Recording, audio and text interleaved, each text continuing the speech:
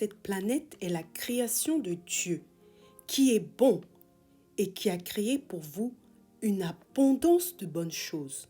Chaque diamant, chaque pierre précieuse, chaque minerai et chaque trésor de la nature, tous ont été placés sur terre pour nous, afin que nous puissions vivre la vie comblée à laquelle Dieu nous destine.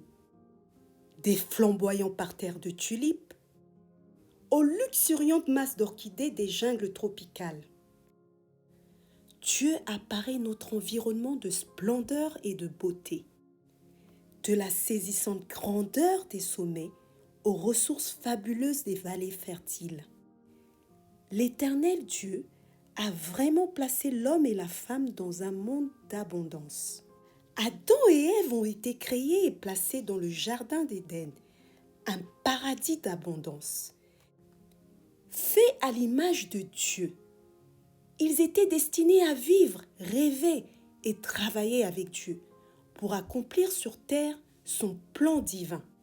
Puis vint la tentation. Ayant péché, l'homme et la femme furent chassés de la présence de Dieu pour être réduits en esclavage par Satan qui les avait trompés.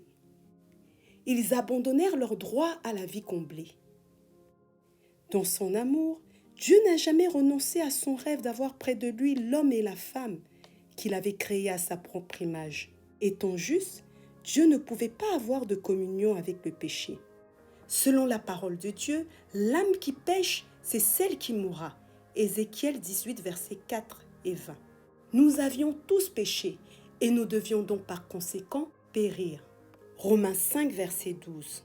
Toutefois, pour satisfaire aux exigences de la justice, quelqu'un de parfaitement innocent pouvait se substituer aux coupables et mourir à leur place. Une fois le châtiment subi par un substitut parfait et innocent, leur crime serait expié et les coupables pourraient être justifiés, comme si aucun péché n'avait été commis.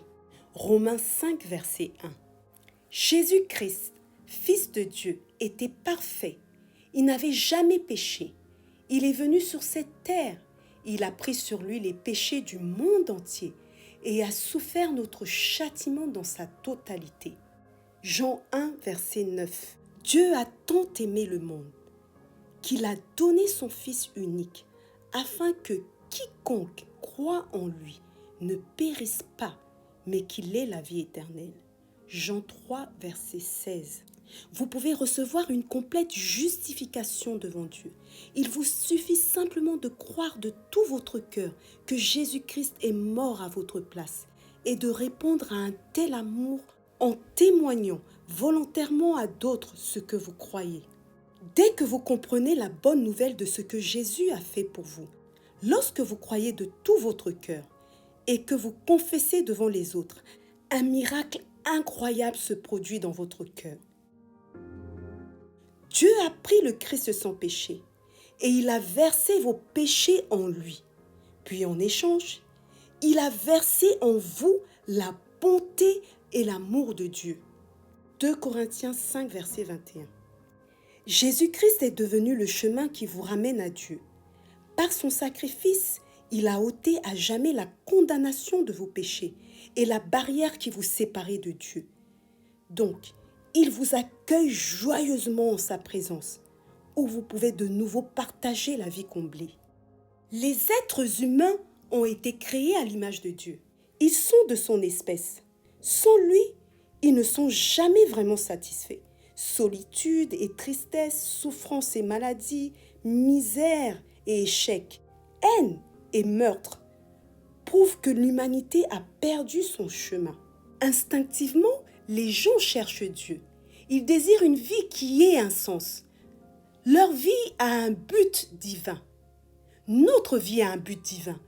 Mais avant de le découvrir, ils éprouvent un vide. L'incertitude les rend pessimistes. Même une apparence joyeuse ne peut cacher le vide intérieur et la perte de toute direction. Tel un aveugle qui frappe le trottoir de sa canne, nos contemporains tâtonnent d'un événement à l'autre, d'un jour à l'autre, en quête du bon chemin. Jésus a dit « Je suis le chemin ». Jean 14, verset 6. Jésus n'est pas un chemin, mais le chemin. Parce que c'est lui qui a pris notre place et porté le châtiment de nos péchés, afin que rien ne se dresse entre nous et Dieu. 1 Pierre 2, verset 24. Maintenant, nous pouvons de nouveau rentrer chez nous, dans le jardin de son abondance, pour lequel nous avons été créés, et vivre la vie comblée à laquelle Dieu nous a destinés. Fini la peur, l'incrédulité, la culpabilité, la condamnation et l'infériorité devant Dieu. Vous le connaîtrez et vous serez en communion avec lui, comme un ami personnel, même plus proche, car vous êtes de sa famille. La maladie, les souffrances, les infirmités ne s'interposeront plus puisque Jésus-Christ fera sa demeure chez vous. Il devient votre santé quand sa vie se manifeste dans votre organisme. Vous appartenez à Dieu. Votre corps n'est pas créé pour l'infirmité ou la maladie. C'est le temple du Saint-Esprit.